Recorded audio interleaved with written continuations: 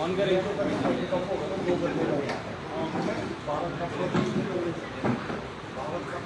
लोकसभा चुनाव के परिणाम के बाद जननायक जनता पार्टी के जिला स्तरीय बैठक आगामी 5 तारीख से प्रत्येक जिले में जाकर कार्यकर्ताओं से फीडबैक लेने का काम करेंगे और फीडबैक के साथ साथ विधानसभा की भी तैयारी प्राथमिक तौर से आज से अगले साल क्या कर रहे हैं सभी जो पोस्ट होल्डर रहे कैंडिडेट्स रहे उनके साथ विचार विमर्श करके परिणाम कैसे आए और क्यों आए उसके ऊपर चर्चा है और कैसे आगे की पृष्ठभूमि बनानी है उसके ऊपर दिशा निर्देश डॉक्टर जयसिंह चौटाला जी प्रत्येक जिले में जाकर देंगे। पिछले 20 दिनों का आकलन के बाद देश भर में एक चीज सामने आई है। इस बार का लोकसभा चुनाव 2 ही चीजों पर रहा। ना तो भारतीय जनता पार्टी को हराने के लिए था, सिर्फ एक विजन के साथ लोगों ने काम किया कि मोदी हराओ मोदी हराओ। और उसके अंदर पूरे देश भर में चाहे वो एनडीए हो चाहे वो इंडिया अलायंस हो, इन दोनों के बीच में चुनाव रहा। जहां अलायंस नहीं था वहां परिस्थितियां अलग रही, जैसे पंजाब बंगाल। मगर इस चुनाव में एक चीज की पृष्ठभूमि तय कर दी, लोकसभा और विधानसभा के परिणाम बिल्कुल अलग थे। 2019 के अंदर बीजेपी सरकार में रहती हुई चुनाव लड़ी थी, 23 सीटों पर आकर और इस बार 125 से ज्यादा सीटों के साथ दोबारा बहुमत के साथ सरकार बना। वहीं बीजेडी जो इतने बड़े मार्जिन से हारी, पार्लियामेंट में पहली बार के सांसद भी बना, वहां लोगों ने एक अलग निर्णायक फैसला लिया। मैं तो मानता हूं कि हरियाणा की पृष्ठभूमि में लोकसभा के परिणाम के बाद विधानसभा के परिणाम बिल्कुल अलग, पर जनता को समझना पड़ेगा। ये एक और पर संविधान बचाने की बात कही, एक और पर मोदी को हराने की बात कही, मगर दोनों पृष्ठभूमियों में दोनों राष्ट्रीय पार्टियों ने दिया और उसका पर्दा दिन प्रतिदिन खुलता जा रहा है। कल लोकसभा स्पीकर का चुनाव था और उस चुनाव के अंदर कांग्रेस ने ये कहा कि हम अपना उम्मीदवार भी उतारे और आखिरी समय में दोनों पार्टियों का एक हो जाना ये साफ करता है कि साफनाथ और नागनाथ दोनों की जो जोड़ी है वो देश में रीजनल ताकतों को कमजोर करने का प्रयास है। और ये आने वाले दिनों में हरियाणा के राज्यसभा चुनाव में भी हमें साफ देखने को मिला। आज हरियाणा में विपक्ष का सबसे बड़ा दल कांग्रेस है और विपक्ष के नेता का ये कहना कि छोटे जो और दल है वो इकट्ठे होकर अपना कैंडिडेट लाए। मैं आज आपकी इस कॉन्फ्रेंस में कहता हूं कि अगर असलियत में कांग्रेस चाहती है कि भारतीय जनता पार्टी से टकराव तो उनको हार जीत की ओर नहीं देखना। आज संयुक्त तौर पर कोई भी ऐसा सामाजिक व्यक्ति जो हम सबको प्रदेश को अच्छा नेतृत्व दे पाए, अगर कांग्रेस लाती है तो हम उसका समर्थन करने वाले हैं। अगर कोई खिलाड़ी रेनाउंड जो देश के लिए गोल्ड मेडल लेकर आया हुआ है, देश के लिए निरंतर कॉमनवेल्थ एशियन गेम्स ओलंपिक्स के अंदर हिस्सेदारी कर पाया, उनको आगे लाने का काम करना है।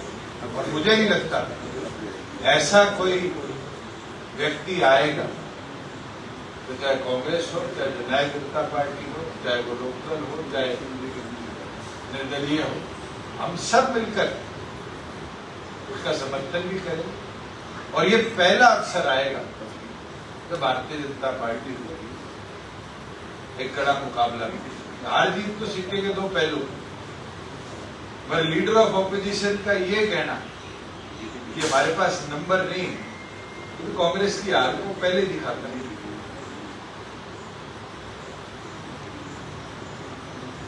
एक चीज और जो पिछले एक सप्ताह के अंदर प्रदेश में बड़ी खराब हुई है, वो कानून व्यवस्था है। मैं अगर पिछले एक हफ्ते की कटिंग्स आपके सामने रखती हूँ, तो अलग अलग जिलों में इतनी घटना हुई है जो शायद पिछले 20 सालों में एक हफ्ते में भी कभी रिकॉर्ड ना हो। चाहे वो एक कपल को मारकर पार्क में फेंकने की बात,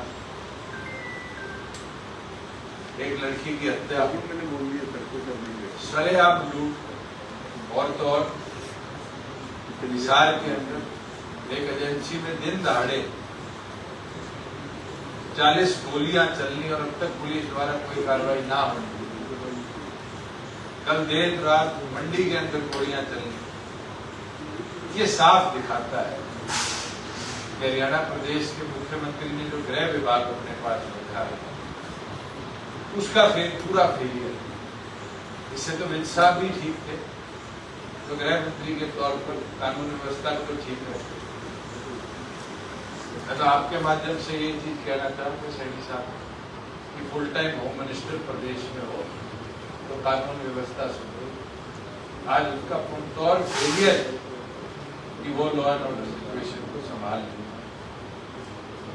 और हरियाणा प्रदेश की ये हालत शायद शराबबंदी के बाद एक बार देखने को मिली थी, और उसके बाद 5 से 10 साल लगे।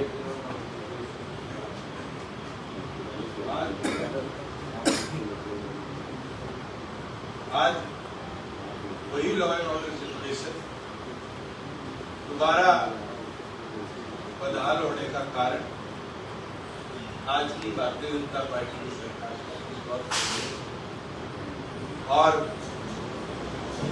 इस सरकार की कहीं ना कहीं कमी है पूरी तौर पर। आज जो गुंडा तत्व, जो अपराधी सोच के लोग, उनको खुला घूमने का निरंतर अवसर देने का काम और कई मांग करते हैं फुल टाइम होम मिनिस्टर प्रदेश में होकर एटलीस्ट लॉ एंड ऑर्डर को निरंतर मॉनिटर करें और इस व्यवस्था को सुधार करें।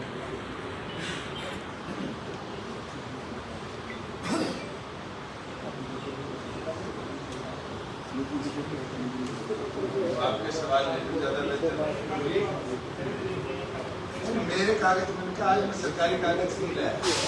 ये खिलाड़ी ही है सर या कोई और भी व्यक्ति हो सकता है? आपने कहा सामाजिक तौर पे कोई पदमश्री लाया हुआ जिसने बहुत अच्छा सोशल कॉज किया, कोई भी ऐसा व्यक्ति जो प्रदेश का अच्छा नेतृत्व कर पाए, पूरे विपक्ष को एक साझे तौर पर उतारा कि आप उसका समझें।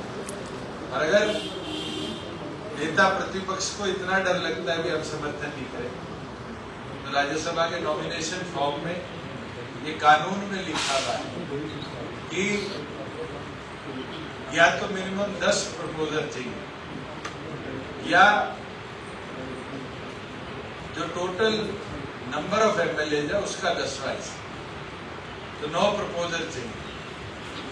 हमारे साथ आज जितने साथी संगठन में जुड़े हुए उन सबके हस्ताक्षर हम कराने का काम करेंगे पहले तौर पर। अगर वो कैंडिडेट सामाजिक तौर पर हो किसी पॉलिटिकल पार्टी से, सर साहब का तो यही कहना है कि हम किसी के पास नहीं जाएंगे, अगर हमारे पास 16 लोगों के नाम आते हैं तब हम आगे बढ़ेंगे। नेता प्रतिपक्ष की मैच फिक्सिंग आज की मैच फिक्सिंग तो जब उन्होंने अपने बेटे को टिकट दिलाई थी उस दिन तय हो गई। करनाल की सीट पर वो बाई देंगे, रोहतक में ये बाई देंगे और 1:1 में लोकसभा देकर राज्यसभा सीट की ट्रेनिंग। अगर कांग्रेस और बीजेपी की मिली भगत ना हो तो जिस हिसाब से हरियाणा के सटे हुए राजस्थान की 8 सीटें लोगों ने मोदी को हराकर कांग्रेस को, सीपीआई को देने का काम किया, वेस्टर्न यूपी को पूरी तौर पर साफ करने का काम, पंजाब के अंदर खाता भी नहीं खुला, हरियाणा के अंदर इन दोनों की मैच फिक्सिंग, इस स्कोर को 5-5 के ना दिए, पूरी तौर पर भारतीय जनता पार्टी में 16 साल जी, अब लोकसभा चुनाव बीत चुके, विधानसभा की बात कर रहे थे। विधानसभा में सारी पार्टियां तैयारी कर रही है अपनी, तो बीजेपी की क्या तैयारी रहेगी? आज से जो पदाधिकारी पिछले संगठन में थे, क्योंकि राष्ट्रीय अध्यक्ष द्वारा संगठन भंग करके दोबारा बढ़ाने का आदेश दिया, चुनाव की समीक्षा उन लोगों के साथ, कैंडिडेट्स के साथ बैठकर और 5 तारीख से जिलाधर डॉक्टर अजय सिंह चौटाला जी के साथ, कार्यकर्ताओं के साथ बैठक करेंगे, विधानसभा की तैयारी में मैदान में। हमारे पास लगभग 100 दिन, 110 दिन का आगे समय बाकी है, डिपेंडिंग कि सेकेंड वीक में होगा या 4th वीक में विधानसभा का चुनाव। सभी कार्यकर्ता जब मैदान में और शूटिंग पे आएंगे तो मजबूती के साथ संगठन को आगे ले जाते हैं। पिछली पृष्ठभूमि को आंकना जरूरी है, मगर नई तैयारी करनी है और बदलाव के अंदर मैं तो ये मानता हूँ कि जनता जननायक जनता पार्टी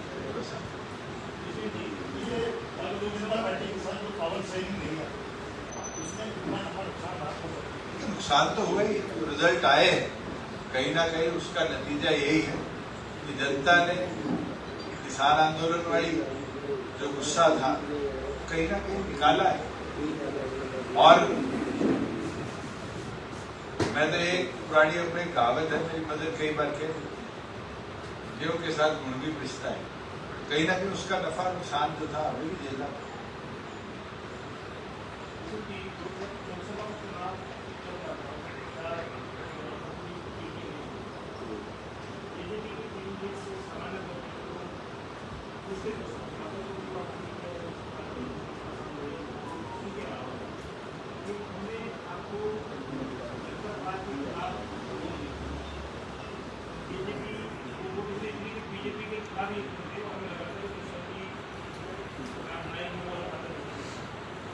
बीजेपी के साथ जाने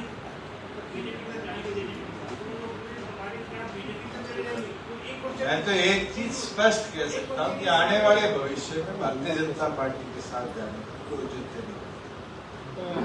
नहीं। जो परिस्थिति आज बनी और जिस वजह से बनी, जनता का गुस्सा जननायक जनता पार्टी के विरुद्ध, एंटी इनकम्बेंसी का सबसे बड़ा कारण भारतीय जनता पार्टी पर हमने वो नतीजा भुगता है और आने वाले भविष्य के लिए मुझे नहीं लगता कि ऐसा कुछ होगा।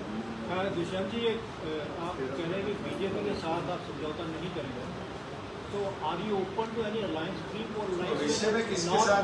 नॉन बीजेपी और नॉन कांग्रेस को ही देख रहे हैं? अगर कोई बनेगा जरूर उस पर विचार, और आज के दिन हमारा फोकस संगठन को 90 की 90 सीटों पर पहले खड़ा करके मजबूती से आगे की कार्रवाई।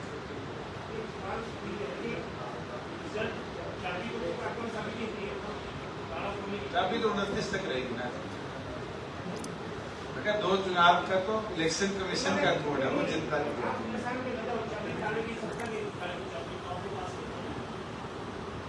ये स्पष्ट आप कहना चाह रहे हैं कि कुछ भी हो जाए बीजेपी के साथ नहीं जाएगी, ये क्लियर करना चाह रहे हैं? तो बिल्कुल बोल रहे हो। ये चाहे वो कांग्रेस हो या दूसरे और हो, दूसरे निकाल कर, लेकिन बीजेपी के साथ नहीं जाएगी। आज के दिन हमारा उद्देश्य जो है 90 सीटों पर, बीजेपी के साथ जाने में जो नुकसान हो रहा है वो टूटता है। आफ्टर इलेक्शन की स्पष्ट कह देता हूँ, आप यही मेरे मुंह से जा रहे हैं कि हम बीजेपी के साथ नहीं जाएंगे। लोगों के मन में मैं तो साफ कह देता हूं कि आगे भी नहीं जाएंगे। चाहे आपके साथ सरकार बनती हो कभी, फिर हम हमारी बनाएंगे, वो पीछे खड़े हो जाए। फिर आप सेम कंडीशन में मैं बनू, कोई बने, संगठन का बने। बीजेपी का सीएम होगा तो बीजेपी के साथ जा सकते हैं। मैं इस चीज पे ना हाँ बनता। आज के दिन हमें जो नुकसान हुआ है वो भारतीय जनता पार्टी के साथ अलायंस करने से, और उस नुकसान को हमने इस लोकसभा चुनाव में हुड्डा साहब पे आप कह रहे हैं, वैसे भी कहते हैं कि जिनको जमुना पार कर रहे हैं, इंस्पेक्टर साहब वो भाजपा को जमुना पार कर रहे हैं, बाद में वो याद वही कंफ्यूजन जनता में है। जगह जगह लोग यही सवाल कर रहे हैं कि जसपा पे क्या भरोसा करें कि बाद में वो भाजपा के साथ नहीं रहेंगे। मैं आपको जनता को कई वाक्य हरियाणा के साझे कर सकता हूं। पिछले 2016 का चुनाव या 18 का चुनाव या शायद 20 का चुनाव था, जब रामचंद्र जांगड़ा जी राज्यसभा के एमपी, उस समय 1:1 में एक सीट दीपेंद्र हुड्डा जी थी, एक सीट रामचंद्र जांगड़ा। भारतीय जनता पार्टी ने दूसरा उम्मीदवार नहीं दिया। ये तो हमने हिम्मत मानी कि हमने निर्दलीय तौर पर कार्तिकेय शर्मा का सहयोग किया और नंबर गठित किए, और हमने 2 के 2 सांसद सीटें उस समय जितवाने का काम। इस बार ये चीज तो साफ है कि विपक्ष के नेता के अंदर वो दम नहीं है कि वो उम्मीदवार की भी लड़ाई लड़ सके। ये कमजोरी किसकी, मैच फिक्सिंग किसकी? आज हमारे पास 30 लोग या 28 लोग होते तो हम पहले तौर पर, हार जीत तो राजनीति में होती रहती है, मगर उम्मीदवार उतार के लड़ाई लड़ना चाहिए विपक्ष का। कांग्रेस के नेता ये कह देते हैं कि हमारे पास नंबर नहीं है, कमजोरी किसकी, मैच फिक्सिंग किसकी? आज जनता ये देख रही है, समझ रही है किस प्रकार से कांग्रेस पहले मैदान छोड़ चुकी कि Bharatiya Janata party unanimously seat को जीता। तो ये आपने कानून व्यवस्था को लेकर कहा कि वीर साहब ज्यादा अच्छे थे, वजह क्या मानते हैं? आज के दिन मुख्यमंत्री पे 100 काम होते हैं, और उसके अंदर सबसे इम्पोर्टेंट चीज प्रदेश के लिए है लॉ एंड ऑर्डर। जिस तरह का लॉ एंड ऑर्डर फेलियर प्रदेश में दिखा है पिछले 10 साल, मुख्यमंत्री का लॉ एंड ऑर्डर दुरुस्त करने में ध्यान नहीं, स्टेज पे खड़े होकर ये कहना गुंडे प्रदेश छोड़ जाएंगे, और उसके बाद भी इस तरीके से वो तत्व प्रदेश को कमजोर कर रहे, प्रदेश की व्यवस्था को बिगाड़ रहे। ये साफ दिखता है कि हाथी के दांत दिखाने के कुछ और है, चबाने के कुछ और। ये दिखता है कि मुख्यमंत्री का लॉ एंड ऑर्डर की तरफ ध्यान नहीं, कहीं ना कहीं सिर्फ मंच से बोलने पर उनका ज्यादा ध्यान। जी अकालिदल के साथ आपके रहे हैं और अब वहाँ भी मुझे पड़ गई है, कैसे देखते हैं आप? मेरे मीडिया के साथियों की नॉलेज से आया है। मैं मानता हूँ देश का सबसे पुराने संगठनों में से, और व्यवस्था संगठनिक तौर पर संभालने नेतृत्व का काम। संगठन में लोग आएंगे भी जाएंगे। कभी देवीलाल जी के साथ, सरदार प्रकाश सिंह बादल जी के साथ उस समय भी कितने लोग आए, उनको छोड़ के गए समय से। मगर संगठन अगर मजबूत रहे तो फिर कोई आपको छोड़ नहीं सकता। देखो वो तो उनके इंटरनल संगठन का इशू, मगर रीजनल पार्टी एक ट्रेनिंग पार्टी, बहुत से लोग ट्रेनिंग लेकर फिर दूसरे राष्ट्रीय दलों की तरफ जाकर सरकार में रहने के दौरान आपको कभी लगा सरकार गलत डायरेक्शन में जा रही है और आपने कोर्ट पर ऐसा करने की कोशिश की? बहुत बार बहुत चीजों पर करी और सुधरी। प्रदेश के अंदर बहुत सी चीजें हम सुधार पाए। मैं तो शायद इंद्री के विधायक का बयान पढ़ रहा था, सड़क बनाना मेरा काम हो। हमने तो सभी विधायकों को 25-25 करोड़ रुपए 2 साल दिया कि सड़कें सुधारो, आप ही रिकमेंडेशन तो आप ही करा। ऐसा क्या हो गया कि 3 महीने बाद विधायक कहते मेरा काम नहीं। आज के दिन 20,000 किलोमीटर का रोड नेटवर्क अगर 4.5 साल में सुधारा है तो विजन के साथ ही सुधारा है। हमने महिलाओं को चाहे रिजर्वेशन दी हो, चाहे प्रदेश के अंदर डिजिटल लाइब्रेरीज बनाने की बात करी, जो हमारे तालाब मनरेगा आने के बाद कभी नहीं खुदे थे, हजारों की तादाद में उनको सुधारीकरण की बात हो, उन पे वॉकिंग ट्रैक बनाने की बात हो, कम्युनिटी सेंटर बनाने की बात हो। ये मुझे लगता है कि हमने सुधार की ओर ले जाने का काम किया।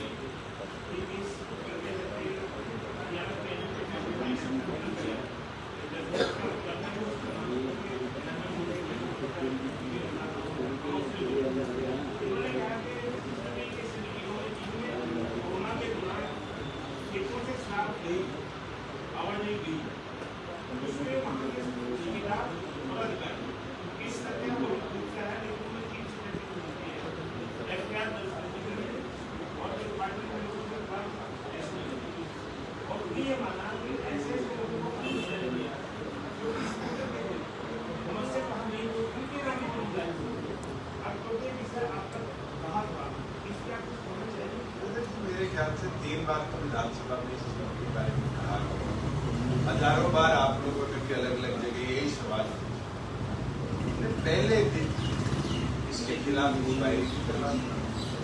लोगों के खिलाफ सख्ती भी थे, उन लोगों के अरेस्ट भी हो, जो लोग कई जिले की थे, एक ही जिला था सोनीपत, जिसके अंदर शायद एक दिन परमिट इशू हुए थे और उस परमिट के बाद में डिस्पैच नहीं। उसके बाद अगर किसी बैंड के अंदर से इलीगली कोई चीज सप्लाई हुई, मूव हुई, उसके खिलाफ सख्ती उस समय भी करेगी। अगर कोई फ्रेश इन्वेस्टिगेशन हो, मुझे नहीं लगता कि इसका कोई मैटर हमने कभी मना किया कि कार्रवाई ना हो। हमने तो पहले दिन से कहा था किसी ने कोई एक्ट अकॉर्डिंग टू लॉ नहीं किया उसके खिलाफ कार्रवाई हम करेंगे।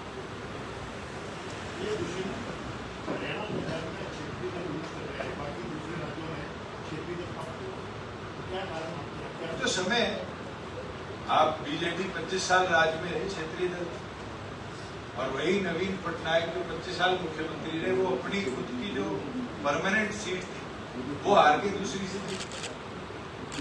आज क्षेत्रीय दलों की बात करूंगा तो आप परफॉर्मेंस शिवसेना ठाकरे का देख लीजिए, शरद पवार जी का देख लीजिए, AIDMK का देख लीजिए। आज रीजनल तौर पर नेशनल कॉन्फ्रेंस जम्मू कश्मीर में 2 सीटें जीत की और खुद ओमर अब्दुल्ला।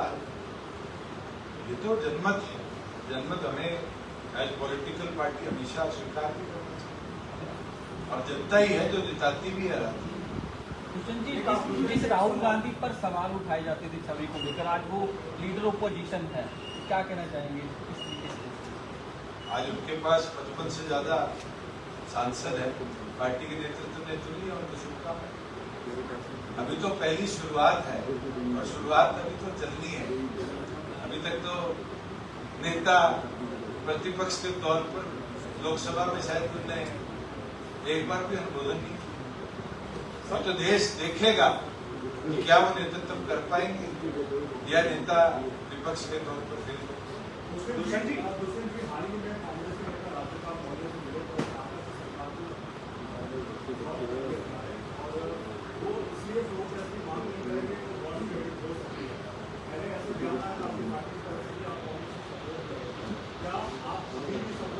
जननायक जनता पार्टी बड़े क्लियरली महामहिम को पत्र भी लिख चुकी। आज दोबारा मैं बोल देता हूँ कि प्रदेश की सरकार आज प्रदेश के अंदर नंबर ऑफ MLAs जो वो 86 रहे।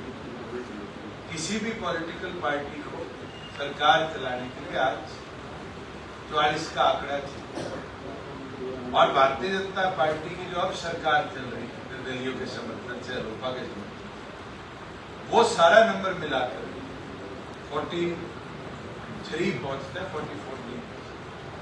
हमारी ये मांग महामहिम से फ्लोर टेस्ट होगा, क्योंकि चुनाव 100 दिनों बाद प्रदेश के अंदर प्रेसिडेंट रूल लगाया जाए और इलेक्शन कमीशन को सिफारिश करी जाए कि प्रदेश में चुनाव हो, न कि किसी और दल की सरकार प्रदेश में।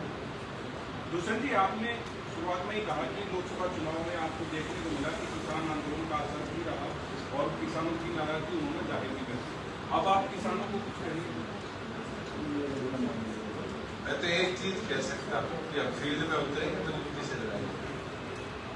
हमारा काम राजनीतिक तौर पर नए लोगों को जोड़ना है। जननायक जनता पार्टी का मेरा हो, किसान हो, महिला हो, युवा हो, मजदूर हो, छोटा दुकानदार, सबको साथ लेकर आना चाहिए।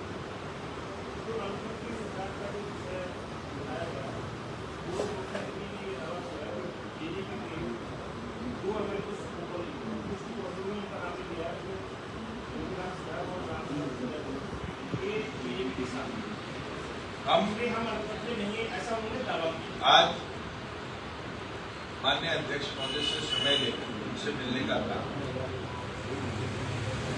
क्योंकि पार्टी की तरफ से लिखित तौर पर video, audio and picture evidence 2 विधायकों के विरुद्ध अध्यक्ष महोदय को दिया गया कि इनके विरुद्ध एंटी पार्टी एक्टिविटी और अनुच्छेद 10 के माध्यम से कार्रवाई होनी चाहिए। उस कार्रवाई को आगे लेकर मैं हैरान कि आज तक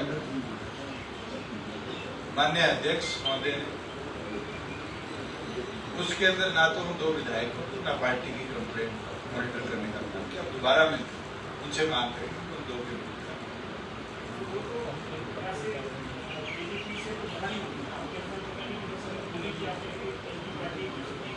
एंटी डिफेक्शन लॉ के सेक्शन 10 के तहत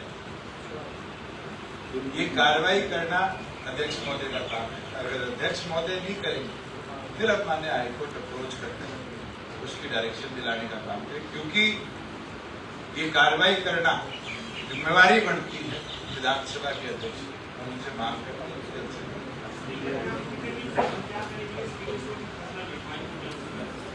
हम उनसे आज मिलने का समय मांगे। अगर वो आज यहाँ अवेलेबल है तो उनसे मिलकर ये मांगे जल्दी से।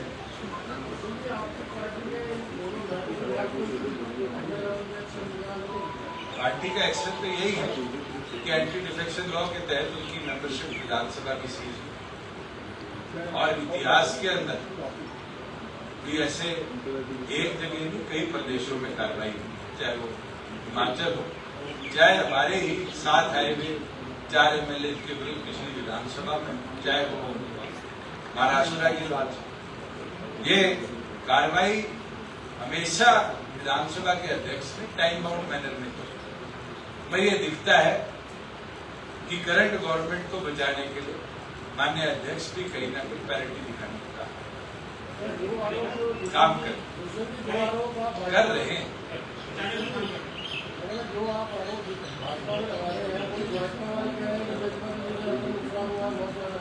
चलो हुआ है, मैं तो मानता हूं, और अगर हुआ है तो कहीं ना कहीं जनता भी इससे खुश हुई। अभी जो इलेक्शन हुआ लोकसभा का, उसमें पूरी नेशनल पार्टी का ही ज्यादा रोल रहा हमारे सामने, तो पूरे असेंबली इलेक्शन आ गया है, तो उसमें किस तरह की तैयारी भाजपा की है, कैसे करेंगे? सभी जिलों को हम टच करेंगे, कार्यकर्ताओं के साथ विचार विमर्श करेंगे और उसके बाद संगठन का विस्तारीकरण करेंगे। आगे जो हमारे भविष्य में कैंडिडेट्स फिर एक एक हल्के को टच कर एक एक गाँव को एक एक दिन को टच करने का अभियान हमारा ये टारगेट है कि 15 जुलाई सभी 22 जिलों को हम टच करेंगे। सभी कार्यकर्ताओं से बैठक करें, विचार विमर्श करके जुलाई के अंदर ही जन जागरण अभियान को आगे।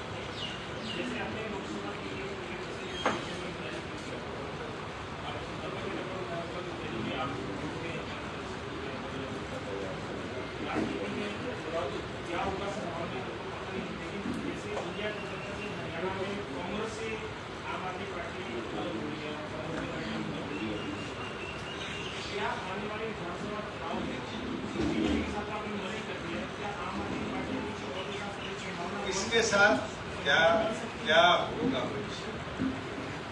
सबसे पहले तो कार्यकर्ताओं के साथ विचार करना हमारी प्राथमिक जिम्मेदारी। 15 जुलाई तक उन सबके साथ विचार करें, उसके बाद ही कोई ऐसी गतिविधि को चर्चा हो।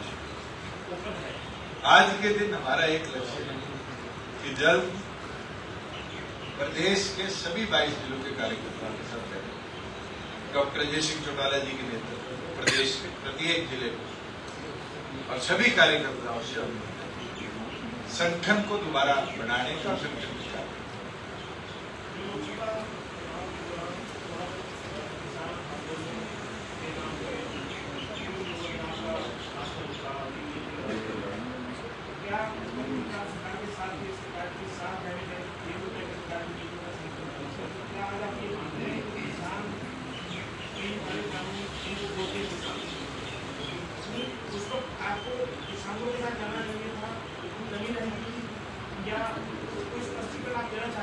सुरेंद्र जी, ये तो वो खाई है जिसकी गहराई आप नहीं जानते। किसानों के साथ तो इंडियन नेशनल कांग्रेस के विधायक ने भी इस्तीफा लेकर जाने का काम किया। आज कुरुक्षेत्र में कितने वोट हैं? आज विरोध करने वाले भी हमारे ही हरियाणा प्रदेश के वोटर हैं। अगर कोई रोष किसी चीज का है तो अपने पे निकाला जाता है, बुराई पे। कोई केरला से जम्मू कश्मीर से आके तो विरोध नहीं, अपनेपन में किया है। अपनेपन में तो 1991 में चौधरी देवीलाल जी का भी हुआ था। मैं एक चीज कहता हूँ, किसी के मन में कोई गिले शिकवे लोगों ने विरोध में दूर कर दिया। वही विरोध करें, वही गले लगाएंगे।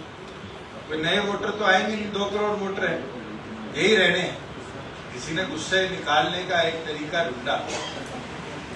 ऐसे तो मेरी माता जी की गाड़ी के ऊपर भी पत्थर फेंका गया और फिर सामाजिक तौर पर वही सब इकट्ठे होकर आए और उन्हें माफी भी मांगी और उन्हें माफ भी की। तो आज नहीं, आपको शायद 2021 की प्रेस कॉन्फ्रेंस भी याद हो, इसी जगह थी जब आपने एमएसपी कानून पर बात की थी। मैंने जब भी प्रेस कॉन्फ्रेंस में कहा कि अगर एमएसपी से छेड़छाड़ होगी तो आप रिजाइन करें। और हरियाणा प्रदेश में उस समय 8 फसलें खरीदी जाती थी, हमने उसको 14 करने का काम किया। एमएसपी सबसे बड़ी मांग है और हमारा संगठन हमेशा उस मांग के साथ खड़ा है। दुष्यंत जी,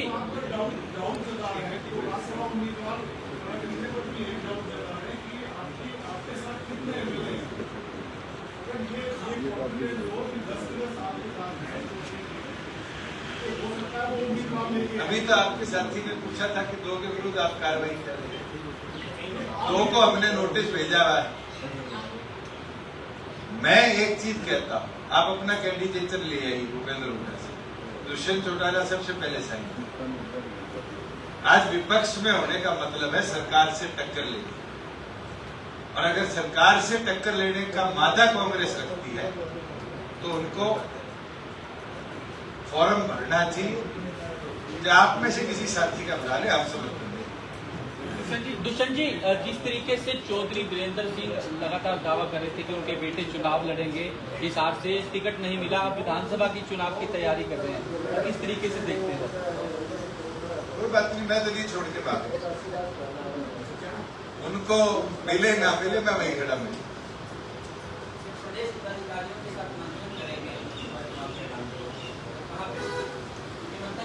जिला में जाके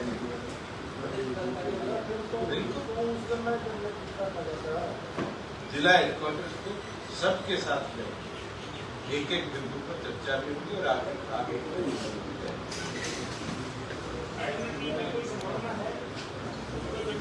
आपने खुद तो हाथ हिला दिया, फिर मेरे से बोल रहे हो कि मैं ना बोलूं। आप मेरे को खुद इशारा कर रहे हो कि ना बोल दो, आईडी के साथ दी जाएंगे और फिर मेरे से पूछ रहे।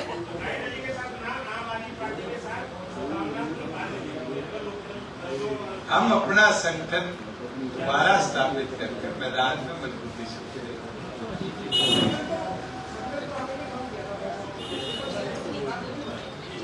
दोबारा तो बनाना पड़ेगा, दोबारा तो बनाना पड़ेगा। उसमें फील्ड लेवल पर जिसने लोकसभा में असलियत में काम किया, जिसने पूरी इस विपरीत दबाव में भी अगर बाज की तरह उड़ान भरी, वो चीटी जो 100 बार गिर कर भी चढ़ जाती है, वैसे काम किया उन साथियों को।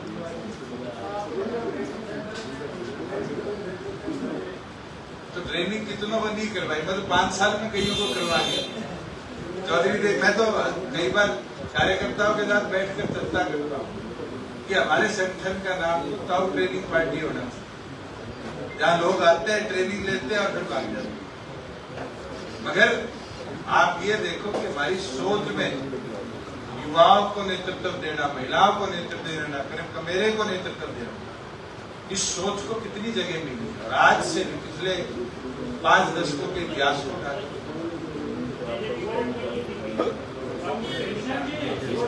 कांग्रेस को कौन सिखाया है लोकसभा में, और they are confident to form the government, next government क्या नाम, आप अपने आप को कहाँ देखते हैं? नेक्स्ट गवर्नमेंट फॉर्मेशन तो बहुत बड़ा क्वेश्चन मार्क है। जिस तरह उनके नेता छोड़ के भाग रहे, गिरीश चौधरी जी छोड़ गए, अभी 2-3 लोगों की चर्चा आप लोगों ने चला रखी थी कि टेम्पल किए जाएंगे, ये साफ दिखता है वहां भी बिखराव शुरू हो चुका है। ये बोलने से हाथ पकड़ के पंडित जी छोड़ के ना जाइयो, ये साफ दिखता है कि लोगों के मन में इनसिक्योरिटी। ठीक है, थैंक यू।